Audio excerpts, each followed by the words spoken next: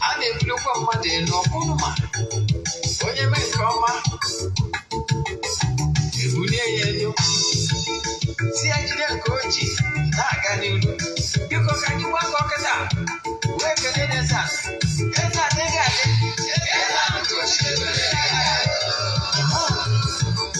Eze-Ana Ugochitubelu nwoke ọma na oraifite ị ga-adị.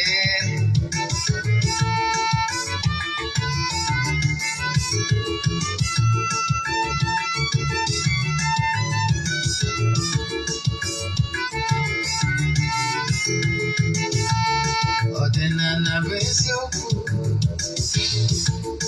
ọdịnala bụ ụzọ ndụ. Ị ma na o nwere olu na-eti mkpu na-asị ụmụ Igbo chegharịa, ụmụ Igbo chigharịa.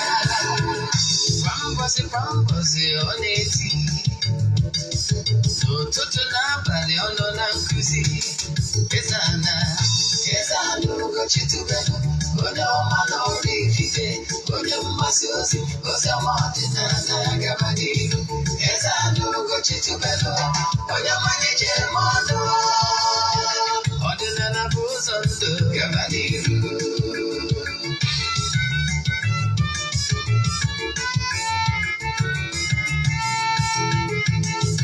Eze-Ana Ugochitubelu onye ọma na oraifite, onye mgbasa ozi ọma ọdịnala gaba n'ihu. Eze-Ana Ugochitubelu onye mmanya ji eme ọnụ, ọdịnala bụ ụzọ ndụ gaba n'ihu. Eze-Ana ga-adị,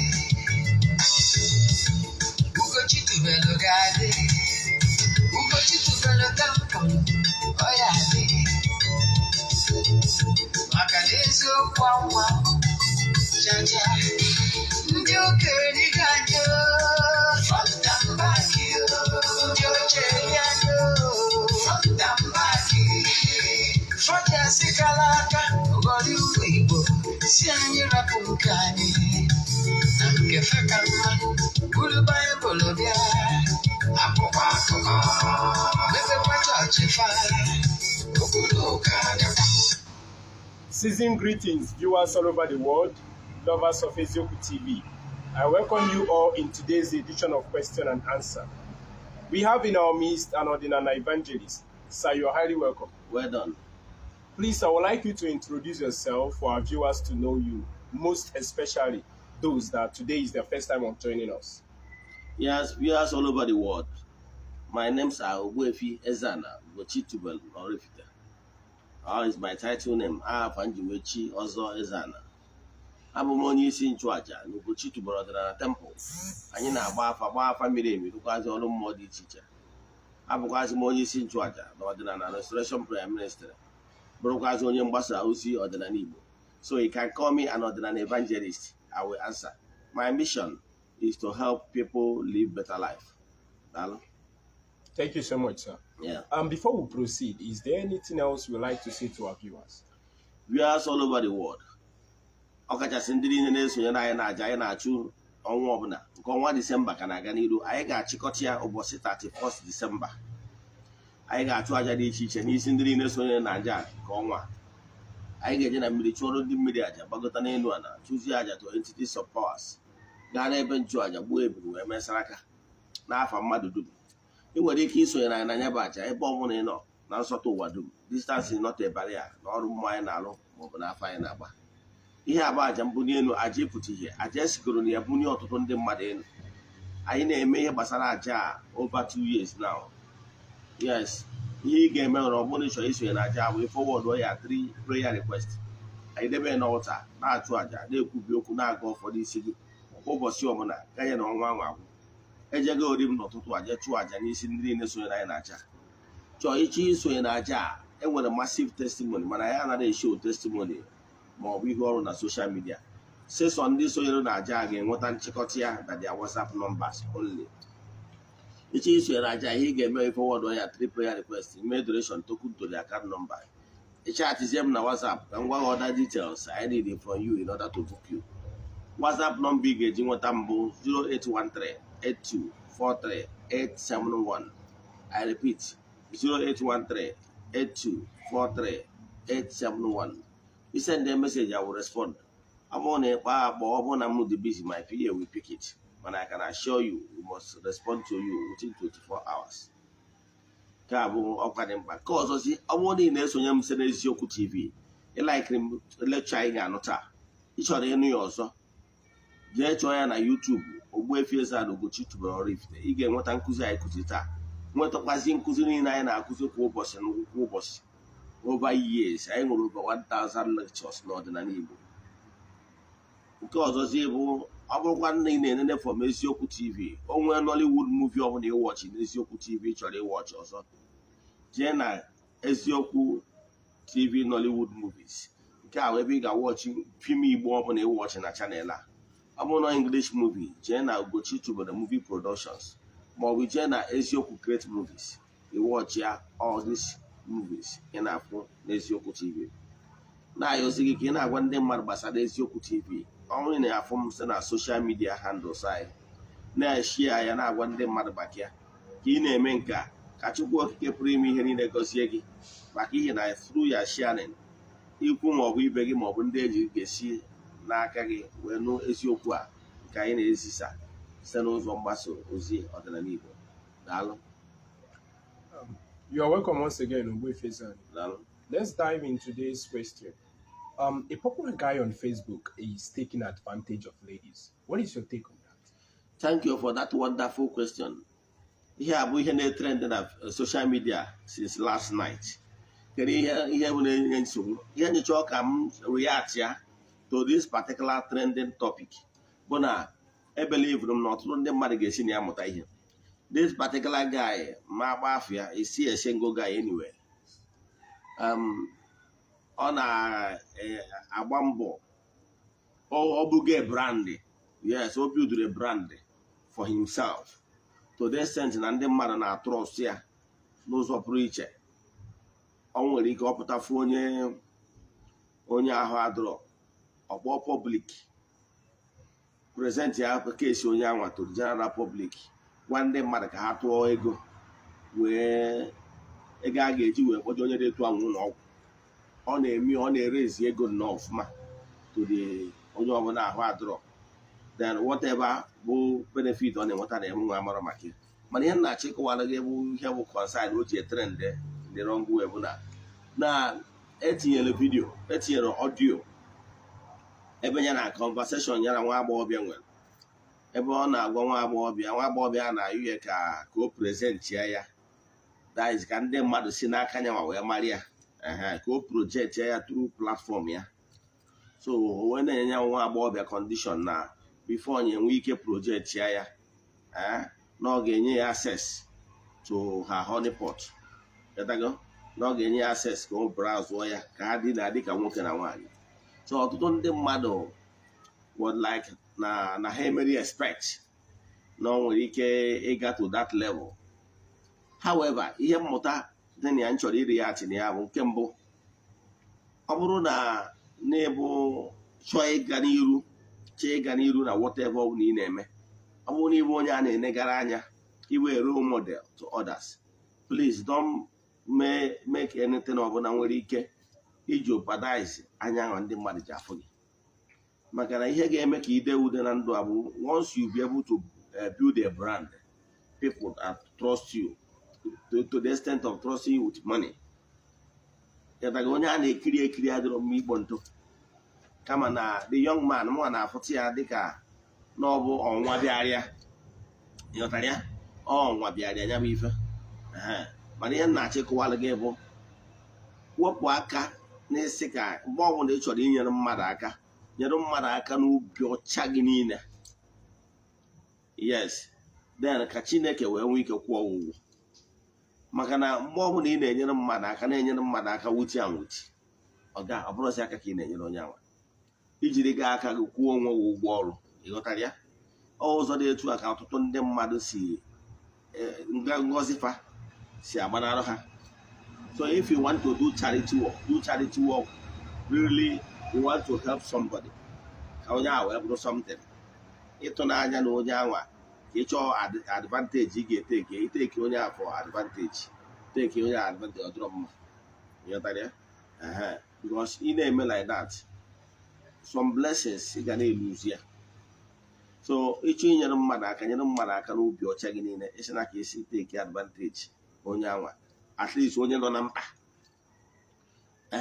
na ọ bụrụ na gị na mmadụ na ọ dabara gị na mmadụ eyi oyi ọ bụrụ na iwu nwa okorobịa onye abụrụ nwa agbọghọbịa ọ dabara ụnụ ka nwa different case ihe unu na-ekwu maka ya bụ okwu gbasara nwoke na nwaanyị maybe a want to marry her no problem ka not something different mana na ọ bụrụ na mmadụ bụ mkpa wee bịa mmadụ need ya help you take advantage ọ dọrọ ịghọtara ya ime ha na-etu anwa ọ dị morally wrong because na ị na-etegizi advantage of onye nọ na mkpa maka na on a very good day ọ bụrụ na onye a nọ na mkpa the person might turn down your offer ịghọtara ya the person might turn down your offer mana maka ihe na ọ nọ n'ihe mkpa then the take is advantage na ọ nọ n'ihe mkpa wee chọzie ka ị narị ya nke ọzọ onye ahụ nwere ike ọ laikịrị gị osiro n'obi epụta mana maka ihe na ọ nọ n'ihe mgbu ọpụta ife ọ na take good advantage of that person ihe a bụ ihe mmụọ ji apịwa mmadụ azụ ịghọtara ya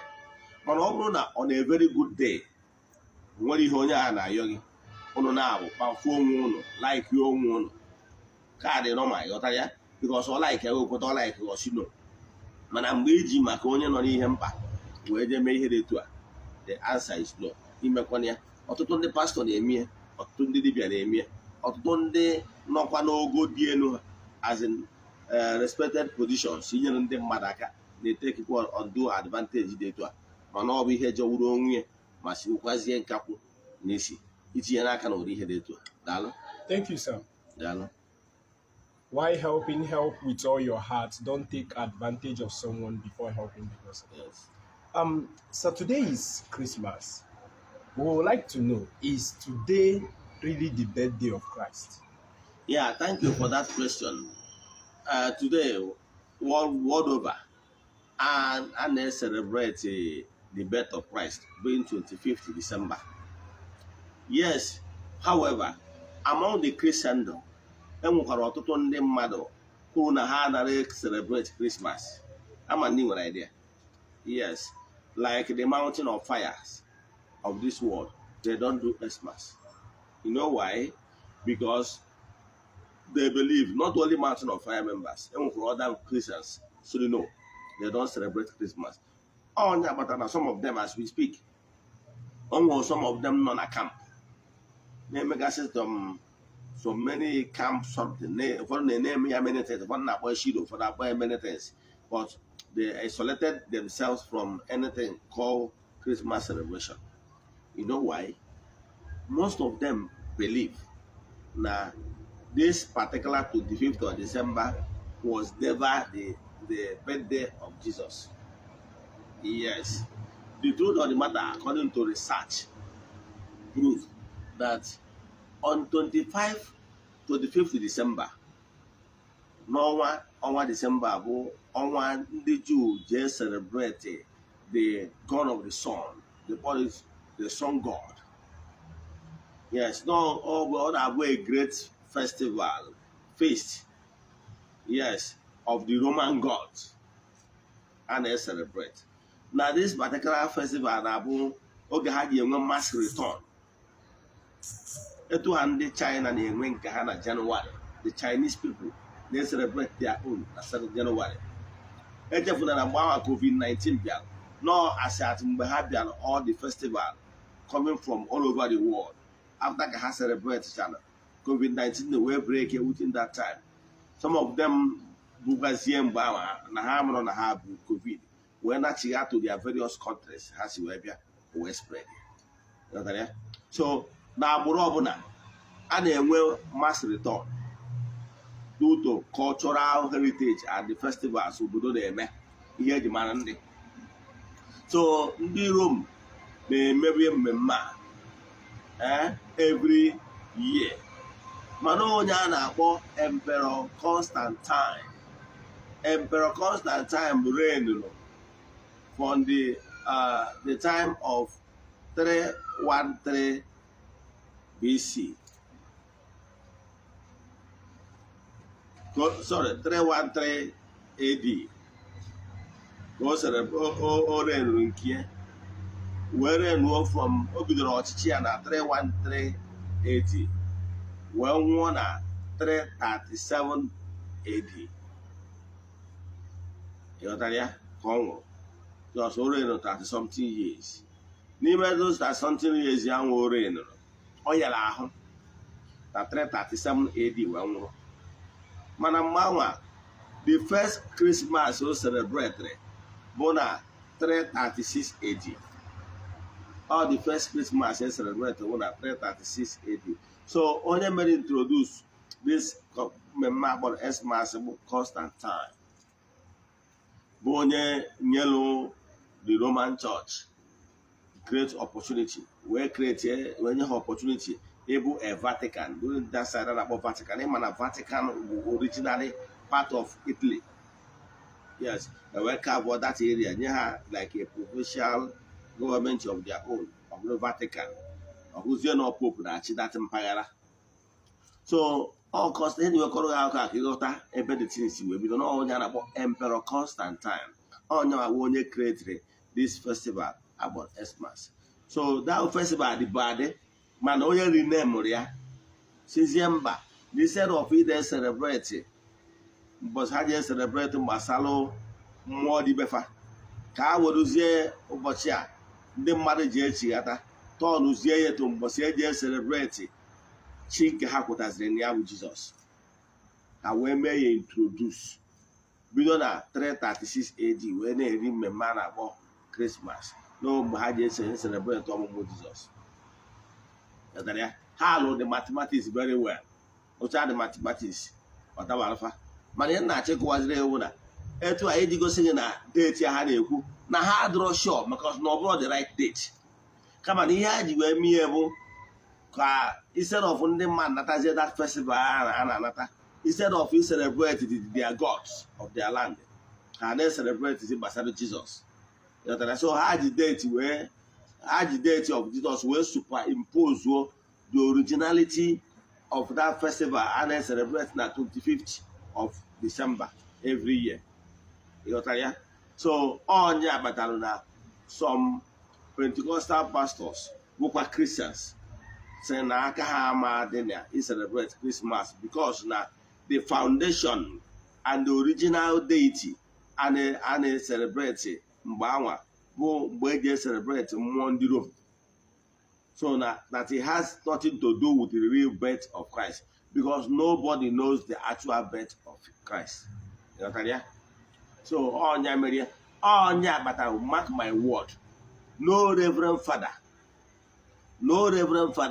can actually swear with his life that he is swearing with his life that not 100% sure now will Jesus na 25th. No reverend father will swear.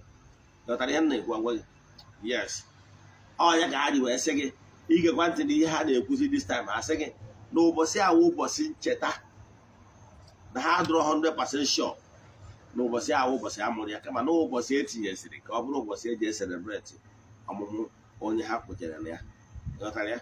So ihe na-achịkọwara gị bụ na 25th December abụrụ the date of birth of Christ. Thank you. Thank you so much, sir. Yeah. So can you tell us more about spiritual exercise?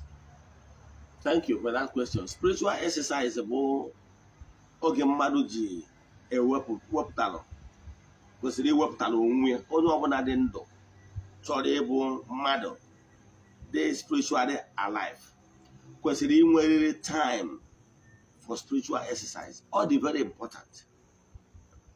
Yes. Spiritual exercise bụ oge mmadụ na-set aside, oge onye nwa ji achịgharị uche n'ime mmụọ ya, oge onye a ji engage other spiritual forces ya. Ịghọtara ya? Ọ bụrụ na ị na-eme nke a, ị bụrụ my student ma ọ bụrụ na ị na-efolo m mana ibido bara mebe spiritual exercise, my brother, my sister, I can tell you that you are not serious because all my teaching is centered on spiritual awakening. And there is no way you can be spiritually awake ma ọ bụrụ na ị nwere time iji experience spiritual atmosphere. How can you experience spiritual atmosphere? How can you experience spiritual atmosphere? It's very simple. Ọ ga-enwerịrị 5, 10, 15, 20, 30 minutes you set aside every day mgbe gị na ụmụ mmụọ ji akparị. Echefuna, from the ancient books, from the prophets of the old, a na-enwe mgbe mmadụ ji ewezuga onwe ya jee na quiet environment, nọ n'ebe ahụ chie echiche banyere ndụ ha, nọ n'ebe a wulite mmụọ, ndụ nke mmụọ, nọ n'ebe wezuga onwe ya na noise, hustling and bustling ndị juru ụwa, wee nwee ike chigharịa uche nke mmụọ. Ọ dị very important. Ọ bụrụ na ị chọrọ activate your inner power, and it's only by activating your inner power ka ị ga-eji wee dị ude na ndụ a. Amara gift nwere nwa onye sendịrị message yesterday si na ya chọrọ etu ya ga-esi wee nwee ike na-afụ vision, na-enweta ozi n'ihe gbasara ya na n'ihe gbasara ndị ọzọ. Ọ dị very simple. Ihe ị ga-eme bụ because ka gị nwee ide enweta ozi dị natural, ị ga-akọnect riri onwe gị to supernatural forces. Yes, because ọ ha nwa na-ebunye gị ozi n'ihe gbasara gị ya na ihe gbasara ndị ọzọ dịka onye akpọrọ ọrụ. So ihe ị ga-eme, you engage them. Maka na ọ bụrụ na ị engage ha, ihe ọ pụtara bụ na ị na-echere ike dị gị n'aka. Mana ị bụrụ onye na-eme ụmụ mmụọ engage, ihe ọ pụtara na ị kwenyere na eweziga ike Chukwu na onwere ihe ị pụrụ imewu. So ihe ị ga-eme bụ ya nwee mgbe iji face east. I keep saying it and I will keep saying it till na ọ baa gị na ntị. Itinye ya n'ọrụ n'ime obi gị. Agwa m ụnụ na ọ bụrụ na ị na-esonye metụ ị ga-esi ebe bụ ise wee pụta na compound gị this morning. Nna ha ekwu okwu a now. Pụta na compound ebe ibi, negharịa anya mara ebe anyanwụ si achanite n'urubu. Ebe ọ bụ na anyanwụ si achanite ebe a bụ east. Then baa na ime ụlọ gị, 4 corner of your room nwere ebe face that particular east. Yes. So east bụ ọwụwa anyanwụ.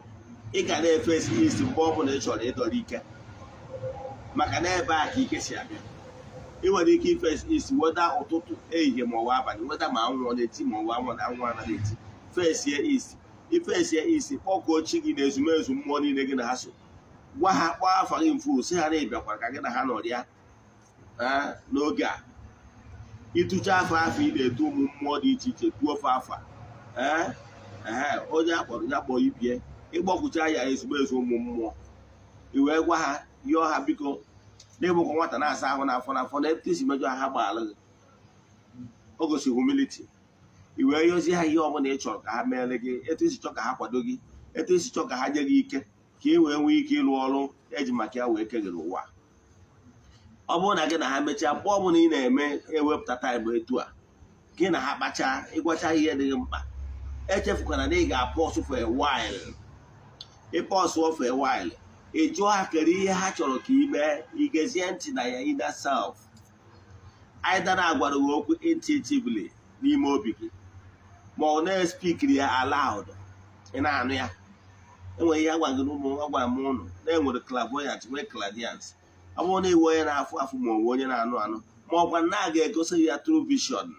Ọ na-eme ka television efu ya. Ọ n'obere ụlọ abụje gị baa through trance efu ya.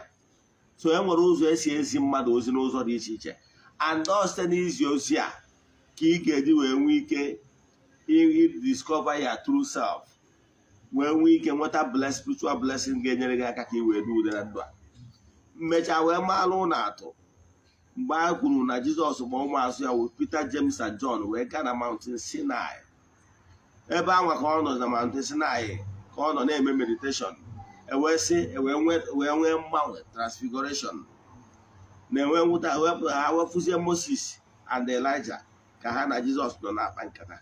Kedu ihe chọrọ iweta ebe a? Moses na Elijah bụ ancestors Jesus. Mgbe na-akọwara gị na gị nwa na onwe gị ọnwụ na ibido mebe meditation a na-agwa gị na o nwere oge ọ ga-eruo ị ga-enwe ihe a na-akpọ transfiguration n'ime onwe gị. Ị ga-ebido notice na o nwere ụmụ mmụọ na-abịakwutezi gị mgbe iji atụgharị uche a. Nwere ike iji opportunity wee fụ ụmụ mmụọ dị iche iche wee fụkwa ụmụ ya ancestors. Ọ dị very possible. Depends on how open you are. So ọ bụrụ na Igbo onye ọdịnala Igbo ị na-practice Igbo spirituality, i chere Igbo spirituality wụ jos mgbe i gboro ọkọ taa anụ mesara aka, i chere ebe akọ end. Enwere inspiration that follows up, and ebido ha na follow up this inspiration m na-ekwu maka ya mewe spiritual exercise ya ifu na ya inner spiritual life will begin to activate. Ọ mgbe a bụ mgbe anyị ma na itobego etobe na mmụọ biko na-eme ọ dị very important. Your life will never remain the same ma ọ bụrụ na ebido mewe spiritual exercise ya na-agwa gị. Kwụsị ịkọkọ ọkọkọ, kwụsị ikwu kwuru ihe niile ị na-eji akọrọ ikwu na ibe gị ma ihe abụrụ amasị ọ bụ ya problem. Ọ bụrụ na ị nwere ike ịtọ ọkụ wuto ekọdụ anụ nwere ike ịgbazigbo olu, then talk to your gods. Ịghọtara ya? Ha ga-enyere gị aka. Daalụ. Thank you so much, sir. Thank you. So some people are finding it difficult to know their Chionyowa. What is your advice to such people? Yes, enwere ọtụtụ ndị mmadụ at this point ha can find there so much difficult to find out who is actually their incarnator, Chionyowa. Ọtụtụ ndị na-eto a find onwe ha in this kind of dilemma and are they go stagnated. Some of them are they go stagnant nke bụ na they can't move forward again anymore. Because at the end of the day, half the one had confused. Can ndị na-ekwu maka ha. Ọ ndị abụ ndị bata n'ọdịnala Igbo ihe izi ha bụ ụzọ chọba abụ na onye ụwa ha kere afọ onye nọrọ ha ụwa maka na ha adịgo so much embedded nọ ha mata anachi onye ụwa ha nsogbu ha na ọ bụrụ eziokwu ka onye wuchi onye ụwa mmadụ chi onye ụwa mmadụ simple means your spiritual guide, the closest being to you. Onye wa ya reincarnator. Yes. Mana I can tell you, ọ bụrụ mmadụ niile kacha onye ụwa ha na-apụta ozugbo gosi onwe ha. Enwere so many things na-aka ọsụ ya. Yes, enwere ndị enwere ike discover na chi onye ụwa ha na-ezo ezo. Ihe ọ pụtara bụ na the guided angel is not forthcoming. I mean, showing him or herself in open. Enwere so many things nwere ike ịka ọsụ ya. Enwere ike ọ bụrụ onye ụchụ ma ọ bụ alụ dị n'ụzọ ya, o nwere ike ịka ọsụ ya. Ọ nwekwara ike ọ bụrụ na onye n'idiri ka akwụọ ya aka ọbara, o nwere ike ibute elu. O nwere ike ọ bụrụ onye mere ihe ana na-asọ nsọ ma ọ bụ onye mere ihe chi ya na-asọ chi ya na-ezo ezo. Enwere ike a na-agba n'afọ na-ada ịfọkwa. Enwere ike inye gbaa afa asị ụlọ ikwu nne gị. Enwere ike inye gbaa afọ n'afọ onye ọzọ asị ụlọ ikwu nna gị. At the end of the day, dị confused. Ịghọtara ya? Yes. Anyị nwekwara ụfọdụ ndị bụ ndị agbara ọrụ. Yes, because of the great gift ha nwere, a na-azụ ha azọ na mmụọ. Mana nke bụ eziokwu bụ na ndị mmadụ na-ahapụ isi na-agwọrọ ike ajụ. Ihe ị kwesịrị ịbụ ụzọ eme bụ abụrụ kede ka ị mara onye bụ onye nọrọ ụwa by name. Yes, ọ bụrụ onye a the first thing. Ihe ị kwesịrị ime the first thing bụ one, ịkọzọ ọtụtụ gị na ụmụ mmụọ gị na ha so through spiritual exercise. Then ihe ị ga-emezi bụ gị na ha build personal relation with ụmụ mmụọ gị na ha niile ha so. Iwe yozie ha biko ha ekwena ka eduhie ego ụzọ. Iwe yọọ ha biko na ịchọrọ idu ude na ndụ a ha gbazie olu. Iwe yọọ ha si ha biko kedu ihe ị ga-eme ha direct gị todibe ya agbara gị afa. Ọ bụrụ na ha direct gị todibe ya agbara gị afa, ịbụ n'ụzọ chọba ka agbara gị afa onye ụwa. Ihe ị kwesịrị ịbụ ụzọ gbawa afa abụ ka ị malụgoro ebe ihe na-eme gị si. Enwere ike ihe na-agbochi ụzọ n'ụzọ gị mere chi gị ji ezo ezo nwere ike ọ bụrụ na ụchụ dị n'ụzọ gị ma ọ bụ na arụ dị n'ụzọ gị ma ọ bụ na-enidiri ịkwa aka ọbara ma ọ something like that wụ ihe bụ good hindrance imerụtara chi gị ji ezo ezo. Ọnya ka ị ga-ebu ụzọ wee sọbụgodo maka na-agụcha one wee gụwa 2. Ọ bụrụ na mmadụ zọba ana ọ ya ebu ụzọ zụtago na ana fọ ọzọ bụ ute ịzọta ute mana ị nwere ana ihe ebi n'elu. So na ihe ikwu ya ebu ụzọ megoro kere ihe ị ga-eme ka gị na chi gị wee dị na mma. Kedu ihe ahụ ihe bụ ụtọ nọ n'ụzọ gị wee hindrance. Ịchọpụta ọ bụrụ na ụchụ dị n'ụzọ gị saa ụchụ, ọ bụrụ na arụ dị n'ụzọ gị ịkpụọ alụ mana echefukwara na ịsagoro ụchụ ma ọ bụ na ịkpọrọ alụ ka akwa ahụ na-elive upright life. don't take undue advantage of a less privileged person. No. Yes, imegidekwana mmadụ maka na ike dị gị n'aka. Live a moral life, a good moral life. Ọ bụrụ na ibi ụdị life dị etu a, ọ ga-enyere gị aka ibugodo ezigbo mmadụ n'ime onwe gị. Ga-abụ ofu. Ọ bụrụ na ị nwee ike bi udo nke a, ụfọdụ ọ ga-enyere gị aka wee nwee ike wee ghọta onwe gị ọfụma. So ọ bụrụ na imegoro nke gị na chi gị adịra mma, ọ bụrụ na gị na chi gị dịra mma, ọ nwegoro ọtụtụ ndị mmadụ chi onye ụwa ha bịakwutegoro na nlọ. Yes, enwere ndị na-abịanụ ha na-afụ their spiritual guide. Ma ọ bụ na ha pụtara onwe ha in danger na nlọ, the spiritual guide abịa. O nwere ike ịbịakwute unu n'ụdị old man, o nwere ike ịbịakwute unu n'ụdị Luke ịma, nwere ike ịbịakwute gị kọwara gị onye ya bụ. Yes, o nwere ndị nwere ike ịsị na ha afụgo nwa na danger many a times na nlọ. One old man or old woman ma apịa. O nwere ike because of your spiritual strength at that particular time. If someone brought courage to jụọ ya, who are you? Mana ana m achọ ịgwa gị, don't worry, arụgbara speed. Aṅụ na ngwọ maka na nkwụ na-abịa. Ị na-edevelop ya spiritual strength, o nwee oge ọ ga-eruo. Ịfụ na ị ga-enwe spiritual strength eju ya kedokwana onye bụ. Ịfụ na ọ gwaghị onye ọ bụ. Ma ọkwa na o jiri aka bịa sị gị nwa m atụ na egwu na ya bụ nna mụtara nna gị ma ọ bụ nna mụtara nne gị. Na ya bụ ya guide. Ị ghọtara ya? Ọ na-eme. Ịmara na o nwere ndị nwere the ability ịfụ their spiritual guide ya na spiritual guide ha na-akpa nkata one on one. Ịmara na ọ na-eme. What you don't know is only a mystery to you. So gịnị ka m na-agwa maka ndị dị etu a? First, goro na attention i develop ya inner power. Ha bụgoro ịma ma ọ bụ okeke nwa ụzọ eto nọrọ ụwa, ma ọ nwaanyị afọ nwa anyị ebuo nọrọ ụwa. Ihe a bụrụ ihe ị niile. Ọ gbakọrọ ọtụtụ n'ime ụlọ, ọ bụrụ na ị buru ụzọ zọta na wee zọwute, at the end of the day they confused, and most of the people they got confused at this particular time of na na-achọ onye ụwa ha not stagnant, and some of them amụrụzi jebe ma ọ bụ na ha adịgo confused ike agwụ na ha. Ịghọtara ya? Maka na ha adịrọ properly mentor. So what I'm telling you as a newcomer n'ọdịnala Igbo, forget goro ịchọ afọ onye nọrọ ụwa. Chọbagoro kedu ihe ị ga-eme ka iwe activate ya ma ọ bụ rụọ ọrụ dị n'ụzọ nke ịdịgoro clean ka iwe nwee ike na-enwetawo spiritual radiation to yourself in order to become a better human being. Thank you. Thank you so much, sir. Sir, can you tell us different types of ritual? Yes, there were different types of ritual. Gịnị bụ aja? Aja bụ mgbe inyere ihe pụrụ n'ahụ in order to help somebody, in order to be a cause of joy to your fellow human being without. Yes, aja bụ mgbe i mere ihe na-agba selfless services. Mgbe i nyere iwepụtara onwe gị, deny onwe gị some pressure, deny onwe gị some goodies, deny onwe gị some your rights in order to make other people happy. Sacrifice bụ ịchụ aja bụ mgbe i nwere ịbụ a cause of joy to people around you. That's how ịchụ aja. So there were so many ways ị ga-eji make people around you mee ha ọfụma. Ka mmalụ ga-atụ, o nwere ebe Jizọs na-ekwu okwu na Baịbụl, ime ihe njikọ tru Baịbụl ka si n'ihe ma wee malụ ga-atụ. O wee sị na ihe a ga-ekpe n'ikpe n'ụbọchị ikpe na ya sịrị na ya nọ n'ụlọ mkpọrọ ịbịanete ya, na-ahụ na ahịhịa n'ụlọ ọgwụ ịbịanete ya, na-efuru ka ya gba ọtọ itinye ya akwa, na-efuru ka agụụ na-agụ ya inye ya nri. Ịghọtara ya?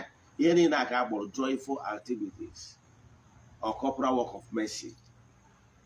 Mgbe ị na-aga n'ụzọ ịfụ na bọtụlụ dị n'ụzọ, na bọtụlụ anyị emerụ mmadụ ahụ ma ọ makwuoro mmadụ taya bọtụlụ, iwere ewepụga n'akụkụ, ọrụ ebere ka ị lụrụ. Ihe a bụ spiritual work. Ihe na-akịrịsịrị ewu spiritualize ya, so ka that ọrụ amala ahụ ị lụrụ metara uru. Ụfọdụ n'ime ụlọ amụrụ ka esi spiritualize ọrụ almsgiving. Almsgiving na-akpọghị ụzọ. Almsgiving ha bụ onyinye inyere ide enye maka wuti anwụchi. Ịghọtara ya? Ọ bụrụ na iji egoro nwaanyị iPhone ka o wee nye gị access to browse ya, ka i wee visit honeypot ya, ọ bụrụ ọrụ ebere ka ị lụrụ. Ịghọtara ya? Ọ bụrụ ọrụ ebere ka ị lụrụ. Mgbe ị rụrụ ọrụ ebere, mgbe i mere mmadụ ihe na-atụghị anya ihe ọbụla, ma ọ bụ mere onye ka mma ya aka and ị tụrụ anya na ọ ya akwụ ụgwọ ọbụla, ọ nke a bụ ọrụ ebere. Ka e ga-esi achụ aja, ya bụ ịchụ aja. enwere ụzọ dị iche iche eji achụ àjà. Mgbe ị gbadara na mmiri goro ihe ọnụ na-eri wee gaa chụọrọ ụmụ ihe Chukwu kere eke nọ na mmiri àjà, ihe ndị a ha enwere ubi ma ọ bụ ọba, mana Chukwu nna nke igwe na-ajụ ha nri site through you. Mgbe esi Chukwu okike nekwana ihe niile a ngota, achọrọ m ka nje nye ihe ikere eke ife ka ha rie, then werezie ya prayer request attach to it, so be it. Ịgbada na mmiri, I can tell you, iwere those sweet things ọfa ya. Enwere ụmụ ohie nọ na mmiri n'idi those sweet things ahụ ị na-etest kwa.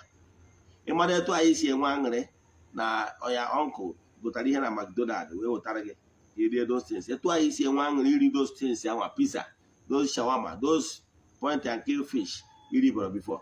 Ịmara etu anyị si enwe aṅụrị, etu anwa ka those ihe living things ahụ na mmiri si enwe aṅụrị mgbe ha arụrụ ọrụ m ji, ha arụrụ ọrụ m ede, were ihe ọma gaje ha. Ha na-eri nyawa ife, nyawa ihe na-atọ ụtọ iche. Ha na-asị Chukwu okike, ihe ọbụla Eze-Ana ji budo obi wee bịa chụọ aja ya gazieri. If na that helping me to intercede on my behalf, ịghọtara ya? Aṅụrị a ha nwere bụ ihe ha chọrọ. Ọ bụrụ ọsọ mgbe ị jere Mother's Baby Home ma ọ kwana mgbe ị kpọrọ ụmụaka, ha niile ebe aja nke ọnwụ na ịchụrụ dị mma, mana aja nwere ihe dị iche iche. O nwere aja a ga-agbagido n'afọ, gbata afa gị ji echu ọrụchi onye ụwa gị aja waji ihe mme. Nwee nke a ga-agbata n'afa gị ji echu ọrụ ndị ọgbọ n'uke aja, nke a bụrụ aja ihe mme, ọhịa ihe wetacha kwapụ n'ilo. Ndị agha anyị na-afụ ma ọ bụ nke ndị ọgba nje, ndị agha ị na-apụta ị na-akpọ ndị agha nọ na bus stop.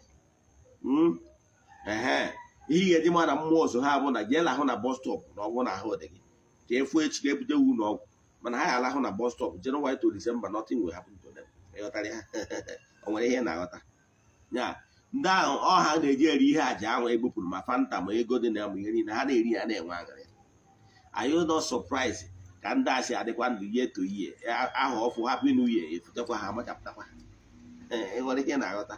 So ihe na-achịkọwa bụ na ọ ndị a niile ka a na-atụpụrụ aja, ihe a chọrọ ụka enye ha opi aṅụrị. O nwere ofu nke mma, ọ na-esi Oraifite jee nne were ụkwụ jee were ụkwụ daga. Are you not surprised? Gị nwa ahụ dị jee nri ya na ịbata ka ịda gwuo ka ike gwuo complete ka ahụ gburisicha gị, mana ha na-eje na-abata. Ọkwọ nwere ihe na-aghọta. Ihe na-achịkọwalụ gị bụ na ụmụ mmụọ so ha. So mgbe ọ bụla ị chụkwara aja ka nwa aṅụrị, ọkwa ofu aja. O nwere aja ị ga-achụ, ọ bụrụ aja ga-egbupụ mgbudi.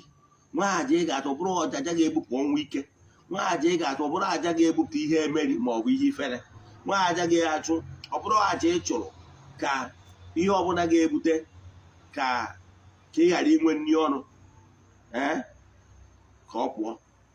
Aja ọbụla nwere aja, ọ bụrụ nwa aja ị ga-achụ, ọ bụrụ aja aka ebupụ ihe ga-ebute gị nwee ihu ihe ogbochi, ma ọ bụ na mmadụ na-aga n'ụzọ nwa asidenti ọbara apụọ ya n'ahụ, ma ọ bụ ihe ọbụla ga-eri isi gị, iwerugo ọbara ọkụkọ na ọbara ewu ma ọ bụ ọbara ebu chụọ aja dị afọ odos nwa nwa na-anọ ọbara n'aka gị, inyego gị ihe ịchụgo ha aja ihe mme ifu gị na inwerugo onwe gị. Ana m achọ ịkọwa na aja ọbụla dị iche iche. Enwere aja ihe ọnụ na-eri. Mmụọ ọbụla mgbe ị dị ọchụpụrụ ha aja ihe ọnụ na-eri, sị ha nye gị ihe ọnụ na-eri ọba.